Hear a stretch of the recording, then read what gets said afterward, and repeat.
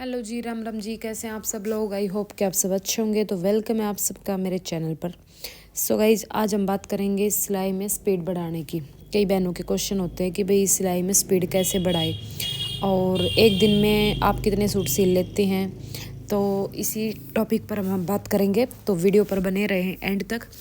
हो सकता है आपको कुछ अच्छी चीज़ें सीखने को मिले और शायद आपके कुछ काम आ जाए। ऐसी टिप्स आपको इसमें मिल जाए और आप भी उसको फॉलो करें ताकि आप भी अपना स्पीड से काम कर सके और अच्छे से काम कर सके और घर के साथ काम मैनेज कर सके। ठीक है, तो देखिए, सबसे पहले तो मैं अपना घर का ही काम करती हूँ। उठने के बाद सुबह का काम मेरा घर का होता है। घर का मेरा काम 9, 10, 10:30 तक हो जाता है तकरीबन।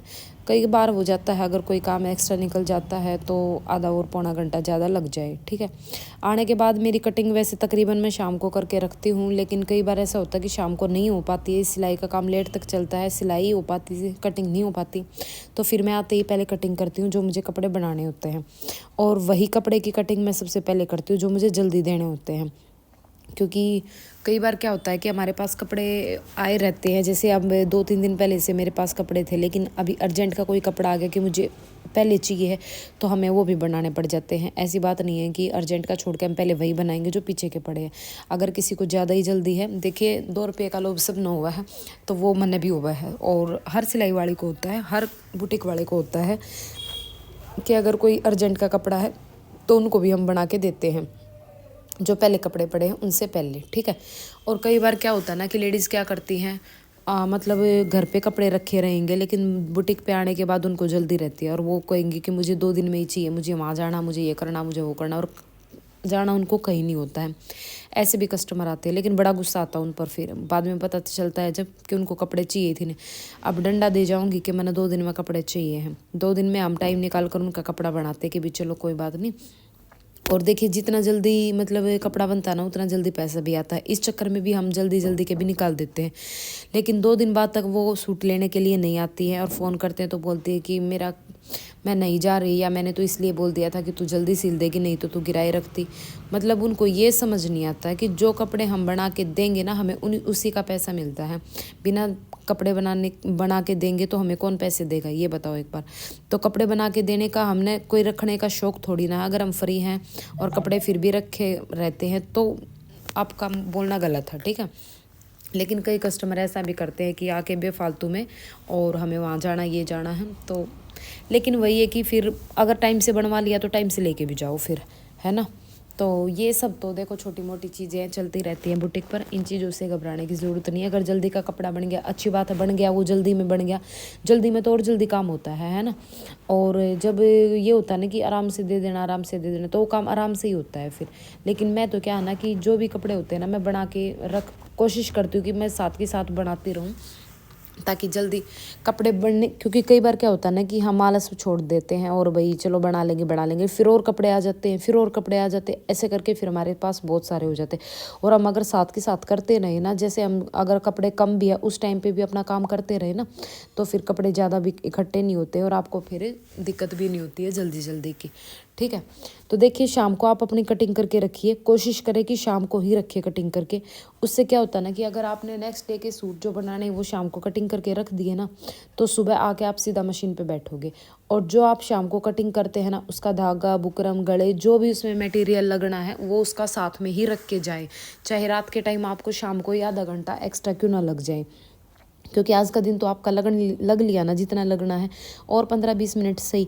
तो उसमें आप सारा सामान साथ में रखोगे ना, तो उससे क्या होगा कि नेक्स्ट डे आपको सीधा मशीन पे बैठना और फटाफट सूट को सिलते हुए चलना है। क्योंकि जब हम आके ढूंढते हैं इधर उधर, ये नहीं मिल रहा, वो नहीं मिल रहा, इधर वो है, इधर वो, उसमें आधा पौना घंटा हमारा ऐसे ही निकल जाता है। और अगर मशीन पे आप सारी चीज़ें रखे रहेंगे ना, तो आप फटाफट से उसको सिलना शुरू कर दोगे और आपके काम में और स्टिचिंग में बरकत होगी, स्पीड भी बढ़ेगी और जल्दी भी सिलेगा वो कपड़ा। ठीक है, और जो छोटी मोटी कटिंग होती है वो आप साथ के साथ काउंटर पे ही कर ले, बार बार आपको बीच में उठ के ना आना पड़े, ताकि आपके टाइम और काम में बरकत हो। सारा सामान अपने मशीन के आसपास रखें। एक साथ में टेबल रख ले, स्टूल रख लें, या कोई अलमारी रख ले।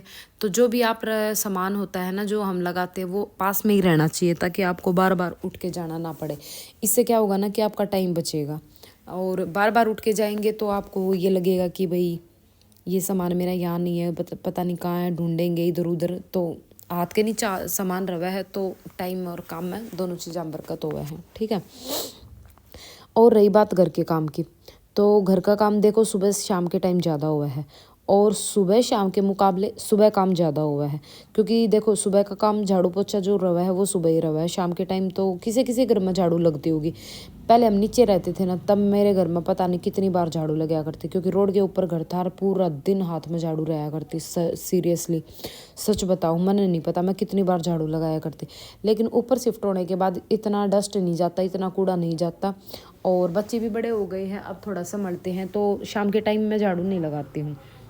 जब ठाली रहा करती थी थोड़ा बहुत लगता था कि इधर उधर कुछ गिर रहा है तो लगा दिया करती थी, लेकिन अब तो मैं नीचे आ जाती हूँ, तो और बच्चे स्कूल चले जाते हैं, आने के बाद ट्यूशन चले जाते हैं, फिर उसके बाद वो अपना बेड पे टीवी देखते हैं, एक बार थोड़ी बहुत देर खेलने चला जाता है, तो घर साफ़ ही रहता है।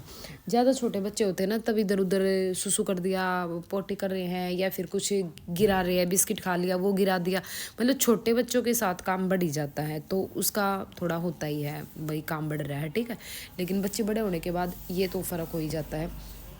तो देखिए झाड़ू पोछे का काम है वो सुबह ही हो जाता है, ठीक है। उसके बाद फिर खाने वाने का सब्जी भी तकरीबन सुबह ही बन लेती है हमारे घर में। तो कई बार ऐसा होता है कि चलो सुबह की बची नहीं बची है, या फिर सुबह नहीं बनाई तो शाम को बनाएंगे, तो ऐसा करके एक दो काम हमारे ये भी निकल जाते हैं। बाकी खाने वाने का ही होता है शाम को, तो सिर्फ रोटी सब्जी आटा वाटा लगाना और बर्तन साफ़ करने। सुबह का तो शाम को तो यही रहता है।